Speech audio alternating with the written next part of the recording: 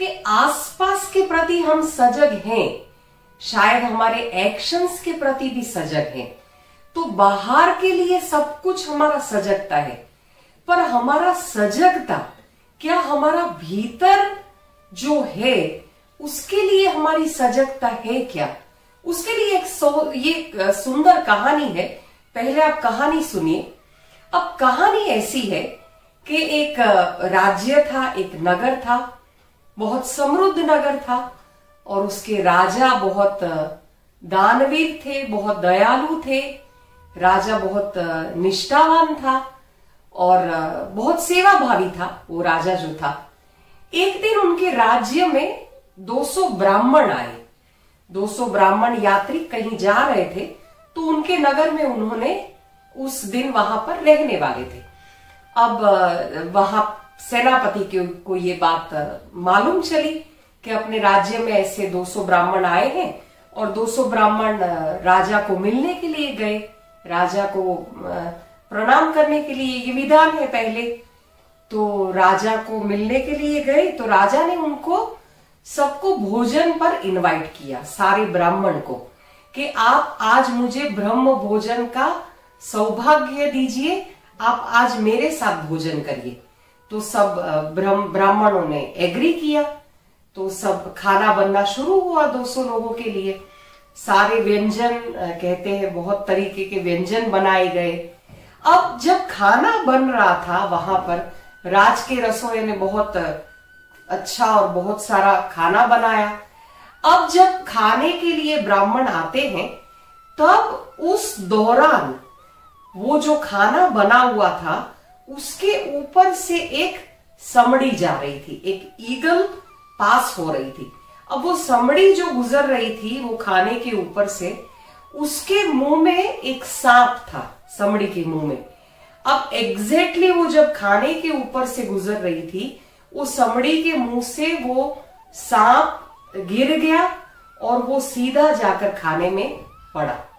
अब ये बात ना ही रसोई को पता थी, ना ही वहां पर जो भी परोस रहे थे उनको पता था, ना ही किसी के ध्यान में ये घटना नहीं आई थी।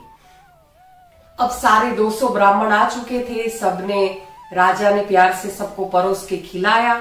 सब ब्राह्मण ने खाना खाया, और बाद में जो खाने में सांप गिरा था उसके कारण वो खाने में जहर बन गया था, और वो सारे 200 ब्राह्मण की मृत्यु हो गई। अब राजा तो इतना दुखी हो गया, इतना दुखी हो गया, क्योंकि उसको पता ही नहीं लगा कि ये हुआ कैसे। पर बाद में वो जो सांप निकला उसके कारण हुआ कि ये सांप निकला, उसके कारण उसका जहर फैल गया और ये सारे मर गए। अब ये जो घटना घटित हुई, अब 200 ब्राह्मण तो मर गए। 200 ब्राह्मण पहुंचे वैकुंठ धाम, पर वैकुंठ पहुंचने से पहले यमराज जाते हैं चित्रगुप्त के पास कि भाई ये जो घटना घटित हुई है, ये जो 200 ब्राह्मण की मृत्यु हुई है, इसका दोष या इसका कर्म मैं किसके माथे पर डालूं, या किसके अकाउंट में ये मुझे डालना है। ये 200 ब्राह्मण ब्रह्म हत्या का पाप किसके सर पे चढ़ाना है। तो तब चित्रगुप्त ने कहा कि अभी रुक जाओ, अभी देखते हैं, अभी वो काम पेंडिंग रखो, यानी उसका अभी डिसीजन पेंडिंग रखो, बाद में देखते हैं। तो वो डिसीजन पेंडिंग रहा। थोड़े दिन और गुजरे।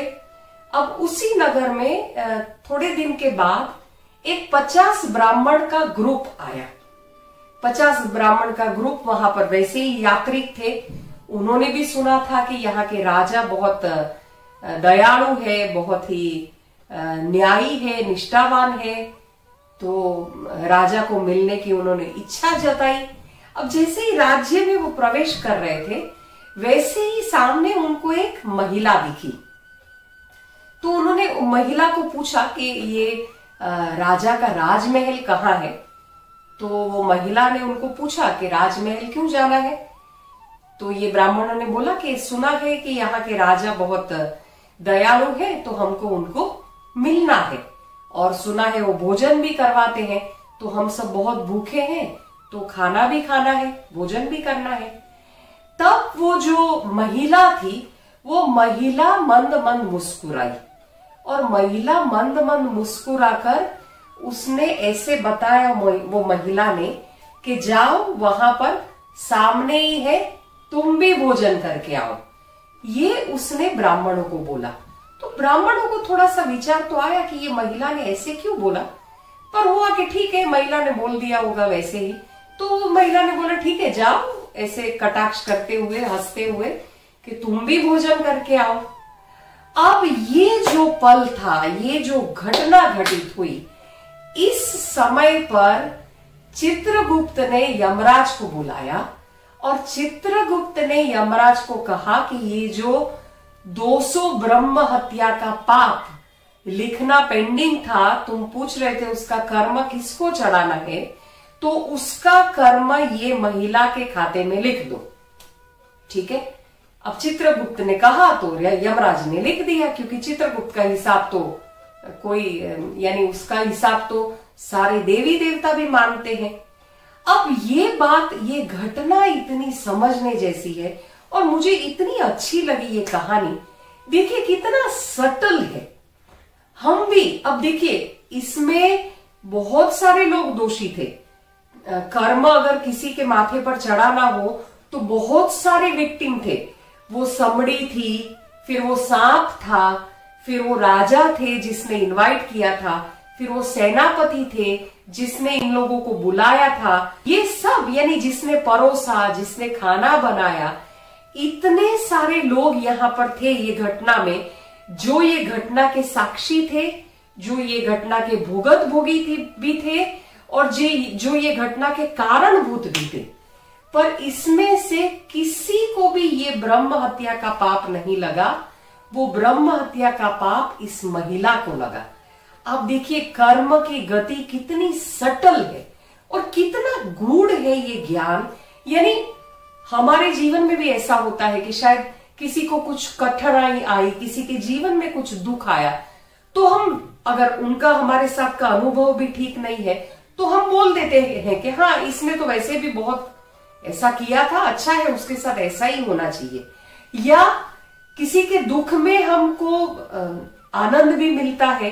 यानी आप सोचिए इतना सटल है ये कर्म की गति। तो बाहर की जितनी हमारी सजगता है, उतनी ही सजगता हमारे भाव के प्रति। इसीलिए तो हमारे शास्त्रों में 6 रिपु कहा गया है। रिपु यानी विकार या दुख। 6 प्रकार के दुख है हमारे जीवन में, ये 6 प्रकार के विकार है। उसमें से एक विकार ये मत्सर जिसको कहते हैं। मत्सर यानी औरों के दुख में सुखी होना, या औरों के प्रति द्वेष का भावना आना। और कहते हैं ना, अगर जीवन में ये भावना है, तो आपने देखा ये महिला ने कुछ भी नहीं किया था। वो महिला तो ना ही वो प्रसंग की साक्षी थी, ना ही उसका ये प्रसंग से कोई लेना देना था, ना ही उसका वो ब्रह्म हत्या में कोई कंट्रीब्यूशन था।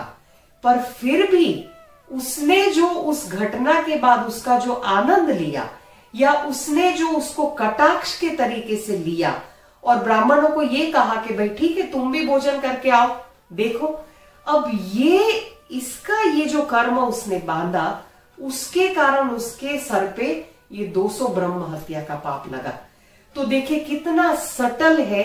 जैसे हमारा व्यवहार सटल है, वैसे ही हमारी भावनाएं भी कितनी ज्यादा सटल। जितने हम बाहर के लिए सजग हैं, उतने ही हमारे खुद के व्यवहार, खुद के भावनाओं के प्रति भी सजग होना इतना ही जरूरी है। क्योंकि इसीलिए शायद कहते होंगे कि कर्म की गति न्यारी, यानी कर्म कैसे बनते हैं या कर्म किस तरीके से फॉर्म होते हैं, वो कोई आज तक समझ नहीं पाया है। इसीलिए कर्म की गति न्यारी।